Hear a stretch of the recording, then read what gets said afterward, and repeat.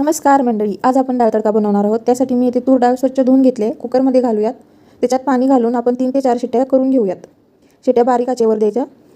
एकीकडे आपली डाळ शिजते तोपर्यंत आपण मसाला बनवून घेऊयात. मसाल्यासाठी मी इथं साजूक तूप वापरले, घरी बनवलेलं. तुम्ही बटरही वापरू शकताय. तूप छान गरम होऊ द्यायचं.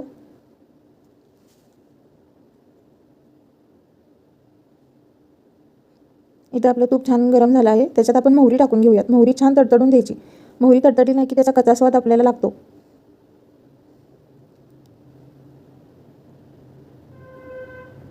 इथे बघू शकता आपली मोहरी छान तडतडली. आता आपण ह्याच्यामध्ये जिरे घालून घेऊयात. थोडा कढीपत्ता घालूयात. बारीक चिरलेला कांदा घालायचा. बारीक चिरलेला कांदा सोनेरी रंग येईपर्यंत आपण त्याला भाजून घेऊयात. इथं बघू शकता आपला कांदा सोनेरी रंग येईपर्यंत भाजला. टोमॅटो घालूयात. टोमॅटोही छान भाजून घ्यायचा. इथे तुम्ही चिमूटभर साखरही टाकू शकता टोमॅटोचा आंबटपणा निघून जाण्यासाठी. आलं लसूण पेस्ट घालूयात. छान मिक्स करून घेऊयात. आता आपण ह्याच्यात हिरवी मिरची बारीक चिरलेली घालूयात. हळद थोडीशी घालूया. छान मिक्स करून घेऊया सर्व. आता आपण ह्याच्यात गरम मसाला ॲड करूयात. सर्व मिक्स करून घ्यायचं आणि टोमॅटो मऊ होईपर्यंत आपण ह्याला 2 ते 3 मिनटं झाकून ठेवूयात. तोपर्यंत आपण आपली डाळ शिजले का बघूया. इथं बघू शकता खूप छान आपली डाळ शिजले. त्याला आपण फेटून घेऊयात. इथे बघू शकता आपला टोमॅटो मऊ झाला आहे. किती छान त्याला तेल सुटले. आपण ह्याच्यात आता लाल तिखट ॲड करूयात. हे घरी बनवलेलं लाल तिखट आहे. सर्व मिक्स करून घेऊयात. सर्व मिक्स झाल्यानंतर ह्याला 1 मिनिटभर झाकून ठेवूयात.